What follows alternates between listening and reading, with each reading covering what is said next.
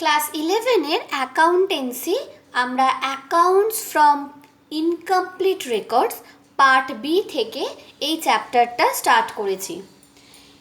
এই চ্যাপ্টারের আগের ভিডিওতে অর্থাৎ পার্ট 1 ভিডিওতে আমরা এর থিওরিটিক্যাল কোয়েশ্চেনগুলো নিয়ে আলোচনা করেছিলাম এবং আমরা আগের দিন জেনেছিলাম যে সিঙ্গেল এন্ট্রি সিস্টেমে প্রফিট অ্যান্ড লস অ্যাসার্টেন করার দুটি মেথড আছে। একটা হচ্ছে স্টেটমেন্ট অফ অ্যাফেয়ার্স মেথড আর হচ্ছে কনভার্সন মেথড।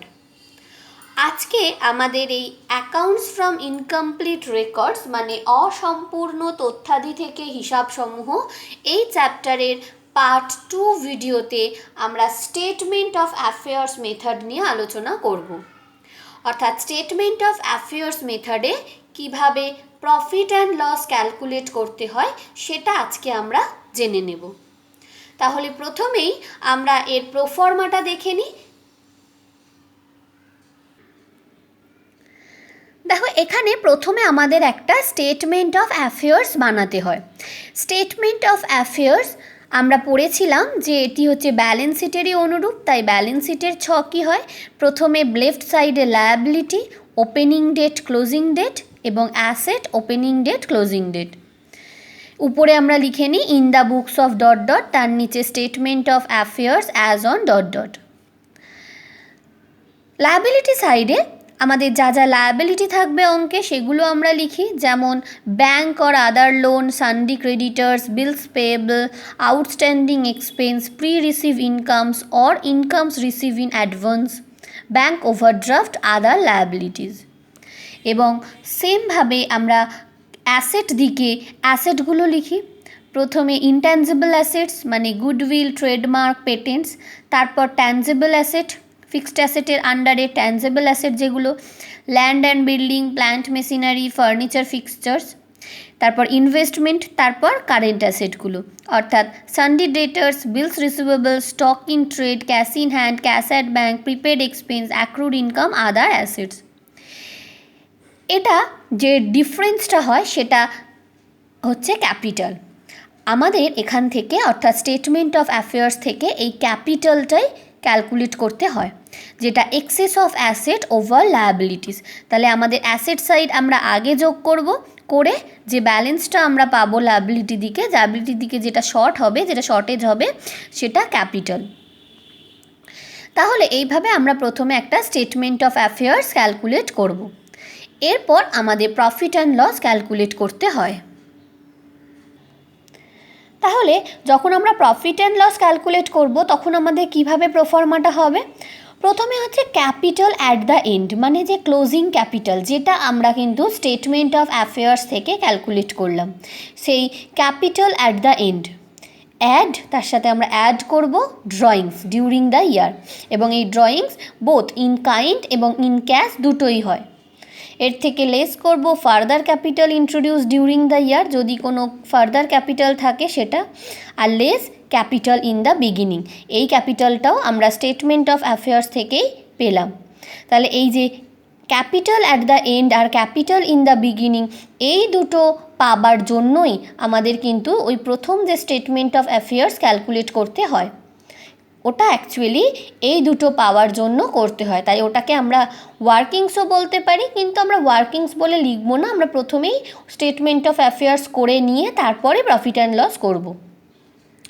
এই ক্যালকুলেশনটা করার পর অর্থাৎ closing capital add drawings less further capital less opening capital করার পর যে রেজাল্টটা বেরোবে সেটাকে বলা হয় gross profit or gross loss, যেটা আমরা আউটার কলামে পাঠিয়ে দেব। এরপরে এর থেকে লেস করব depreciation on fixed assets, bad debt, provision for bad or doubtful debt, provision for discount on debtors, over valuation of stock, outstanding expense, provision for any loss, expense or contingency. এগুলো আমরা less করব। আর add করব হচ্ছে provision for discount on creditors, prepaid expense, provision for any other income, net profit before appropriation। এইগুলো add করার পর আমাদের যে রেজাল্টটা বেরোবে সেটা হচ্ছে net profit before appropriation. Generally তোমাদের এইটুকুই অঙ্কে করতে হয়, কিন্তু বাকিটাও আমি একবার বলে দিই, যদি কখনো যদি দেয় তখন আমাদের সুবিধা হবে। বিফোর অ্যাপ্রোপ্রিয়েশন মানে হচ্ছে আমাদের যদি পার্টনারশিপ হয়, মানে যদি 2জন বা 3জন পার্টনার হয়, তাহলে তাদের মধ্যে আমাদের প্রফিট ভাগ করে দিতে হয়। তাহলে সেই ভাগ করার আগে, সেই অ্যাপ্রোপ্রিয়েশনের আগে নেট প্রফিট হচ্ছে এটা। এরপরে আমাদের এখান থেকে লেস করতে হয় interest on partners capital, partner salary, commission, bonus, general reserve or reserve fund, any other appropriation. আর আমরা অ্যাড করব কি ইন্টারেস্ট অন পার্টনার্স ড্রয়িংস। যদি আমাদের অঙ্কে বলে দেয় তাহলে আমাদের এই পার্টটা করতে হয়, যদি না বলে তাহলে এখানেই আমাদের অঙ্ক কমপ্লিট। এগুলো করার পর আমাদের যে রেজাল্টটা বেরোবে সেটা হচ্ছে divisible profit or loss. Divisible profit or loss, এটাই হচ্ছে আমাদের আনসার। তাহলে এই যে প্রফিট অ্যান্ড লসের প্রোফর্মাটা আমরা দেখলাম, এই প্রোফর্মা ধরেই আমাদের অঙ্ক করতে হবে। তো এরপর আমরা একটা ছোট প্রবলেমে দেখে নেব, যে প্রবলেমের মধ্যে আমরা স্টেটমেন্ট অফ অ্যাফেয়ার্স করব, প্রফিট অ্যান্ড লস করব, এবং তারপরে ফাইনাল স্টেটমেন্ট অর্থাৎ ক্লোজিং ডেটে একটা ফাইনাল স্টেটমেন্ট অফ অ্যাফেয়ার্সও বানাবো। তাহলে আগে আমরা প্রবলেমটা দেখে নিই। তাহলে প্রবলেমটা দেখে নিই আগে আমরা। Sumanta Sinha keeps his accounts under single entry system. The positions of his assets and liabilities at the beginning and at the end of the year were as follows. এখানে কিছু অ্যাসেট আর কিছু লায়াবিলিটি বলে দিয়েছে এবং তার ওপেনিং ডেটের ভ্যালু এবং closing ডেটের ভ্যালু বলে দিয়েছে। কি বলেছে? Plant and machinery, furniture, stock in trade, sundry debtors, sundry creditors, cash at bank, cash in hand, 10% mortgage loan. এই অ্যাসেট লায়াবিলিটিগুলো বলে দিয়েছে আর কিছু অ্যাডজাস্টমেন্টস বলেছে। কি বলেছে? During the year 2019 Sumanta introduce 20,000 as additional capital. Further capital বা অ্যাডিশনাল ক্যাপিটাল হিসেবে কত এনেছে? 20,000, and took cash ₹5,000 and goods at the ₹2,000 from the business for his household purposes. Household purpose মানে ড্রয়িংস। হাউসহোল্ড পারপাসে কোনো জিনিস নিলে সেটাকেই আমরা ড্রয়িংস বলে থাকি, তাহলে ড্রয়িংস। এরপর বলছে create a provision for doubtful debts at the rate 5% on sundry debtors and charge depreciation at the rate 10% per annum on plant and machinery and at the rate 20% per annum on furniture. Interest on loan, এই যে loan বলেছে 10% mortgage loan 20,000, তার যে ইন্টারেস্টটা অর্থাৎ 20,000-এর 10% যে interest সেটা outstanding. Interest on loan was outstanding for 1 year, তাহলে ফুল 1 year-এর interest outstanding. তাহলে এই অ্যাডজাস্টমেন্টসগুলো দিয়েছে। কি দিয়েছে? একটা অ্যাডিশনাল ক্যাপিটাল দিয়েছে, ড্রয়িংস দিয়েছে, ড্রয়িংস গুডস আছে, আচ্ছা ইন কাইন্ডে আছে এবং ইন ক্যাশে আছে। প্রভিশন ফর ডাউটফুল ডেটসের রেট বলে দিয়েছে। ডেপ্রিসিয়েশন দুটো fixed asset, furniture and plant and machinery দুটোরই রেট বলে দিয়েছে পার অ্যানাম। আর ইন্টারেস্ট অন লোনটা আউটস্ট্যান্ডিং সেটা বলে দিয়েছে। কি ক্যালকুলেট করতে হবে? From the above information determine profit or loss for the year ended 31st December 2019 and prepare a statement of affairs on that date. প্রথমে আমাদের প্রফিট অ্যান্ড লস ক্যালকুলেট করতে হবে এবং লাস্ট ডেটে অর্থাৎ 31st December 2019-এ আমাদের ক্লোজিং ডেটে একটা স্টেটমেন্ট অফ অ্যাফেয়ার্স বানাতে হবে। তো প্রথমে আমাদের এই যে প্রফিট অ্যান্ড লস ক্যালকুলেট করার জন্য আমাদের ওপেনিং ক্যাপিটাল আর ক্লোজিং ক্যাপিটাল লাগে, কিন্তু আমাদের এখানে যে অ্যাসেট লায়াবিলিটিগুলো দিয়েছে সেখানে কি কোথাও কোনো ক্যাপিটাল বলে দিয়েছে? বলে দেয়নি। তাহলে সেক্ষেত্রে আমাদের আগে এই অ্যাসেট লায়াবিলিটিগুলো থেকে একটা স্টেটমেন্ট অফ অ্যাফেয়ার্স বানিয়ে আমাদের ক্যাপিটাল ক্যালকুলেট করে নিতে হবে। সেটা কিন্তু আমাদের ফাইনাল স্টেটমেন্ট অফ অ্যাফেয়ার্স নয়। আমরা প্রফিট অ্যান্ড লস ক্যালকুলেট করার পর আমরা আবার একটা স্টেটমেন্ট অফ অ্যাফেয়ার্স বানাবো, যেটা হবে আমাদের ফাইনাল স্টেটমেন্ট অফ অ্যাফেয়ার্স। এটা এই শুধুমাত্র অ্যাসেট লায়াবিলিটিগুলো লিখে আমরা ক্যাপিটালটা ক্যালকুলেট করে নেব। তাহলে আমরা সলিউশনে চলে যাই। তাহলে প্রথমে আমরা প্রোফর্মাটা টেনে নিয়েছি, উপরে in the books of Sumanta Sinha, তার নিচে statement of affairs as on 1/1/19 and 31/12/2019।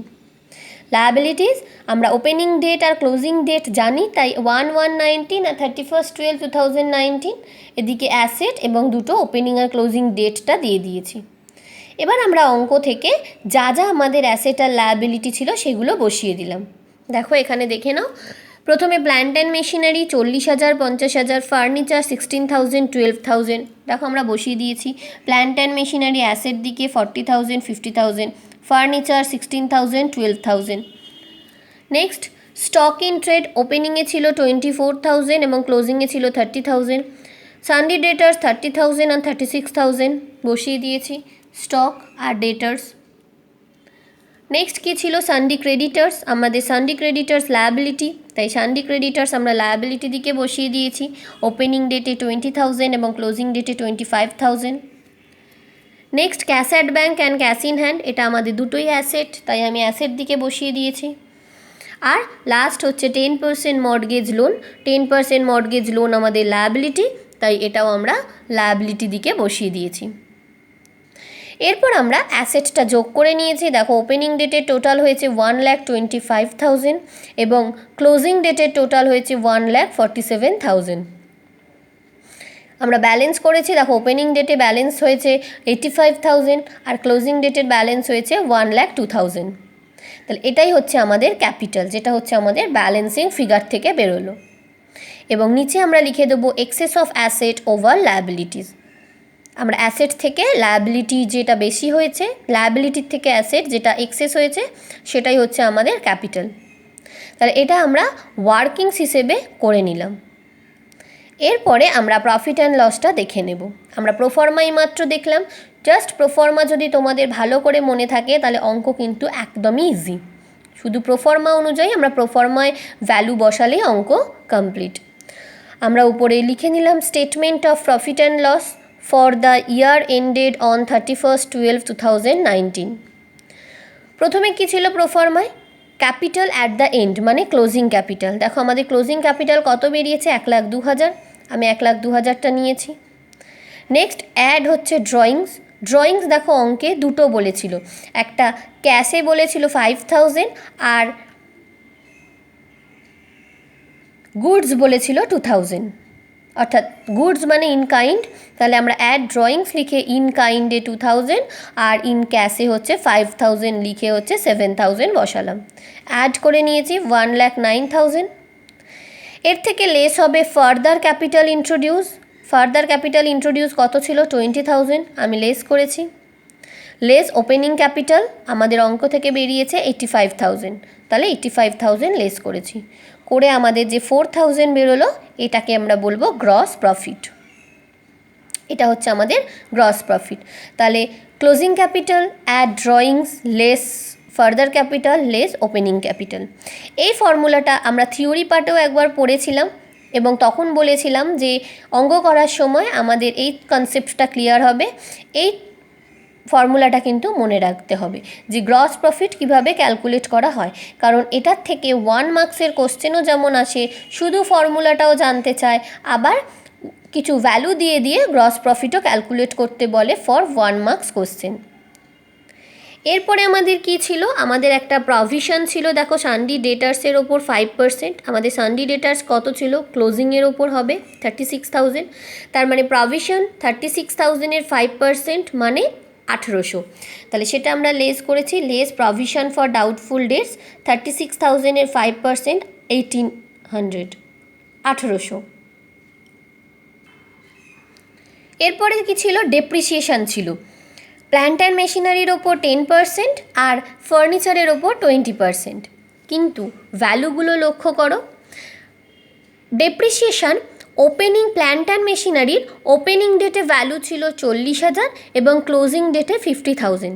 তার মানে এই যে 10,000 বেশি, এটা কি না বছরের মাঝে কোনো এক সময় মেশিনারি কিনেছে, তাই জন্যই মেশিনের ভ্যালু বেড়ে গেছে।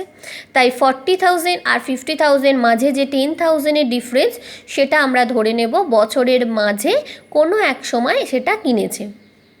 এবং যদি কোনো পার্টিকুলার ডেট বলে দেওয়া না থাকে, আমরা কি করি 6 মান্থস ধরি। আমরা ডেপ্রিসিয়েশন চ্যাপ্টার রিসেন্ট করেছি, তাহলে সেখানেই আমরা দেখেছি যে যদি কোনো টাইম বলে দেওয়া না থাকে যে কোন ডেটে কিনেছে, তাহলে আমরা সেখানে হাফ ইয়ার ক্যালকুলেট করি, মানে 6 মান্থস ধরে।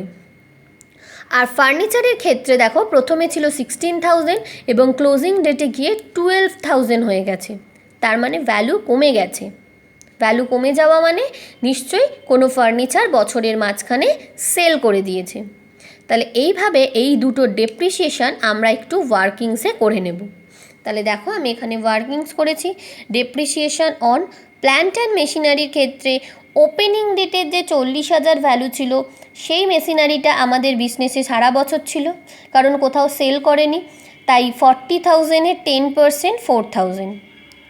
আর যেটা এক্সট্রা কিনেছিল অর্থাৎ 10,000, 50,000 মাইনাস 40,000, যে 10,000 কিনেছিল সেটা বছরের মাঝে কিনেছিল ধরে নেব, তাহলে তার 10% হাফ, অর্থাৎ 10,000-এর 10% হাফ মানে 500।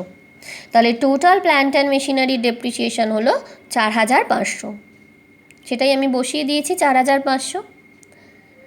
আর ফার্নিচারের ক্ষেত্রে 12,000 যেটা ক্লোজিং ডেটে ছিল, অর্থাৎ সেল হওয়ার 16,000 ওপেনিং ডেটে ছিল, 4,000 সেল হয়ে গেছে আর ক্লোজিং ডেটে রয়ে গেছে 12,000। তাহলে এই 12,000টা আমার সারা বছর আছে, তাহলে এই 12,000-এর 20% ফুল ইয়ার। আর এক্সট্রা যেটা অর্থাৎ 16,000 মাইনাস 12,000 যে 4,000, সেটা বছরের মাঝে বিক্রি করে দিয়েছে, তাহলে তার 20% হাফ। তাহলে 4,000-এর 20% হাফ মানে 400, তাহলে টোটাল হচ্ছে 2,800। এই ওয়ার্কিংসটা আমরা ওয়ার্কিংসে করে নেব। ডেপ্রিসিয়েশনটা করে নিয়ে এখানে W1 বসিয়ে ভ্যালু বসাবো। আর কি ছিল, একটা ইন্টারেস্ট অন লোন ছিল আউটস্ট্যান্ডিং, তো আমাদের ভ্যালু ছিল 20,000, তার 10% ইন্টারেস্ট মানে 2,000।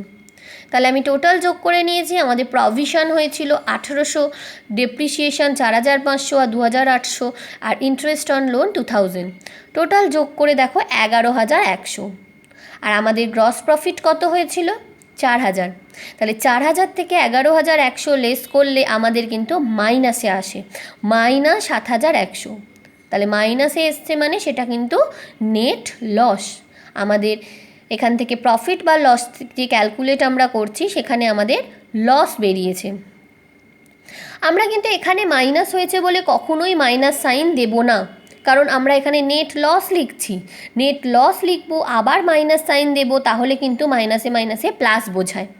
তাই আমরা এখানে ভ্যালুই লিখবো 7,100, এখানে লিখবো নেট লস। তাহলে এইভাবে আমরা প্রফিট অ্যান্ড লসটা পেয়ে গেলাম। এরপর আমাদের last final statement of affairs calculate করতে হবে। তাহলে আমরা একটা ফাইনাল স্টেটমেন্ট অফ অ্যাফেয়ার্স বানাচ্ছি। উপরে হেডিং দিয়ে নেব final statement of affairs as on 31/12/2019। আমরা ব্যালেন্স শিটের ছক টেনে নেব। প্রথমে লায়াবিলিটিস, অ্যামাউন্ট, অ্যাসেট, অ্যামাউন্ট। এখানে আমরা ফাইনাল মানে ক্লোজিং ডেটের স্টেটমেন্ট অফ অ্যাফেয়ার্স বানাচ্ছি।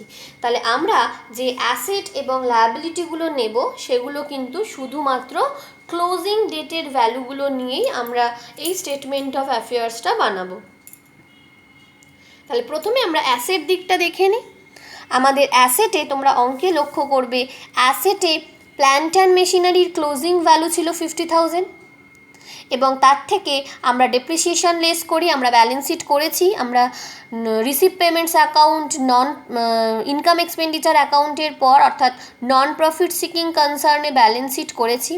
সেখানে দেখেছি যে ফিক্সড অ্যাসেটের ক্ষেত্রে ডেপ্রিসিয়েশন লেস হয়। তাহলে plant and machinery closing value ছিল 50,000, লেস ডেপ্রিসিয়েশন 4,500, তাহলে এখান থেকে হচ্ছে 45,500। এরপরে ফিক্সড অ্যাসেট ছিল ফার্নিচার, তাহলে ফার্নিচারের ভ্যালু ছিল 12,000, তার থেকে ডেপ্রিসিয়েশন 2,800 লেস করলাম, 9,200। Stock in trade closing value 30,000। Sundry debtors closing value ছিল 36,000, তার থেকে আমরা provision for doubtful debts less করেছি 1,800। আমরা সব কিন্তু প্রফিট অ্যান্ড লস ক্যালকুলেট করার সময় এগুলো ক্যালকুলেট করেছি, আমরা ডেপ্রিসিয়েশনও ক্যালকুলেট করেছি, প্রভিশনও ক্যালকুলেট করেছি, সবটাই আমরা প্রফিট অ্যান্ড লস যখন ক্যালকুলেট করছিলাম তখন ক্যালকুলেট করেছি। তাহলে এখান থেকে 1,800 লেস করলাম, 34,200। আর লাস্ট অ্যাসেট দিকে দুটো ছিল ক্যাশ অ্যাট ব্যাঙ্ক আর ক্যাশ ইন হ্যান্ড। তাহলে ক্যাশ অ্যাট ব্যাঙ্কের ক্লোজিং ভ্যালু 15,000 এবং ক্যাশ ইন হ্যান্ডের ক্লোজিং ভ্যালু 4,000। তাহলে অ্যাসেট দিকটা আমাদের হলো। এরপর লায়াবিলিটি দিকে আমাদের ক্লোজিং ক্যাপিটালটাই বার করতে হবে। আমরা যদিও ক্লোজিং ক্যাপিটাল জানি, ওপেনিং আমরা প্রথমেই একটা স্টেটমেন্ট অফ অ্যাফেয়ার্সে করেছিলাম, কিন্তু ওই ক্লোজিং ক্যাপিটালটার সাথে কিন্তু নেট প্রফিট বা নেট লস ইনক্লুডেড ছিল না। তাহলে আমাদের এখানে পুরো প্রোফর্মা অঙ্ক করতে হবে, মানে আমরা যখন ফাইনাল স্টেটমেন্ট অফ অ্যাফেয়ার্স করব তখন প্রপার ব্যালেন্স শিট যেভাবে হয়, অর্থাৎ যেভাবে আমাদের ফিক্সড অ্যাসেটের ক্ষেত্রে অ্যাসেট দিকের ক্ষেত্রে প্রথমে ফিক্সড অ্যাসেট আসবে, তারপর যদি কোনো ইনভেস্টমেন্ট থাকে সেটা আসবে, তারপর কারেন্ট অ্যাসেট আসে, সেই অর্ডারেই কিন্তু করতে হবে। এবং এখানেও তাই, প্রথমে ক্যাপিটাল তারপর কারেন্ট লায়াবিলিটিস। তাহলে ক্যাপিটালের ওপেনিং ভ্যালু আমরা ক্যালকুলেট করেছিলাম 85,000, সেখান থেকে লেস করছি নেট লস, আমাদের লস বেরিয়েছে আর নেট লস হলে আমাদের লেস হয়, তাহলে নেট লস লেস করেছি 7,100, অ্যাড ফার্দার ক্যাপিটাল 20,000 আর লেস ড্রয়িং 7,000। এই প্রোফর্মাটা কিন্তু আমাদের দেখিয়ে দিতে হবে, এই অর্ডারটা আমাদের অঙ্কে অবশ্যই দেখিয়ে দিতে হবে। তাহলে আমার ক্যাপিটাল হলো 90,900। এখান থেকে তারপরে এলো সানডে ক্রেডিটার্স, কত ছিল ক্লোজিং ভ্যালু 25,000। আর লাস্ট 10% মর্টগেজ লোন 20,000 আর তার সাথে অ্যাড করলাম আউটস্ট্যান্ডিং 2,000, তাহলে টোটাল হলো 22,000। তাহলে দুদিক আমরা যোগ করে নিলাম, দেখো আমাদের হয়েছে 1,37,900। আমার দুদিকই সেম হয়েছে, তাহলে আমাদের ব্যালেন্স শিট ঠিক আছে এবং অঙ্ক আমাদের ঠিক আছে। তাহলে এইভাবে পুরো একটা স্টেটমেন্ট অফ অ্যাফেয়ার্সের অঙ্ক করতে হয়। প্রথমে আমাদের প্রফিট অ্যান্ড লস ক্যালকুলেট করতে হয় এবং প্রফিট অ্যান্ড লস ক্যালকুলেশানে প্রথমে আমাদের ক্লোজিং ক্যাপিটাল আর ওপেনিং ক্যাপিটাল লাগে, যেটা আমাদের অঙ্কে যদি দেওয়া না থাকে তাহলে আমরা প্রথমে একটা statement of affairs as a workings করে নিয়ে ক্লোজিং ক্যাপিটাল আর ওপেনিং ক্যাপিটালটা বার করে নিয়ে প্রফিট অ্যান্ড লস করব এবং সেই প্রফিট অ্যান্ড লস থেকে আমরা প্রপার অর্ডারে প্রপার প্রোফর্মায় ফাইনাল স্টেটমেন্ট অফ অ্যাফেয়ার্স করব। এখানে কিন্তু এই প্ল্যান্ট অ্যান্ড মেশিনারি পরে, সানডে ডেটার্স আগে, এই অর্ডারে করলে হবে না, এটা কিন্তু পরপর অর্ডারেই করতে হবে। আর এদিকেও তাই, প্রথমে ক্যাপিটাল আসে, তারপরে হচ্ছে কারেন্ট লায়াবিলিটিস আছে, যদি কোনো লোন থাকে তাহলে সেটা এখানে আসে বা কারেন্ট লায়াবিলিটির মধ্যেও দেওয়া যায়। তাহলে এইভাবে আমরা স্টেটমেন্ট অফ অ্যাফেয়ার্সে কীভাবে অঙ্ক করতে হয় দেখে নিলাম। নেক্সট ভিডিওতেও আমরা একটা স্টেটমেন্ট অফ অ্যাফেয়ার্স মেথড করব, যেটা হচ্ছে পার্টনারশিপের, অর্থাৎ যদি পার্টনারশিপ দেয়, যদি 2জন বা 3জন পার্টনার থাকে তাহলে আমাদের অঙ্কেতে কি হবে সেটা আমরা দেখে নেব। অর্থাৎ নেক্সট ভিডিওতেও আমরা স্টেটমেন্ট অফ অ্যাফেয়ার্সেরই আর একটা প্রবলেম দেখে নেব।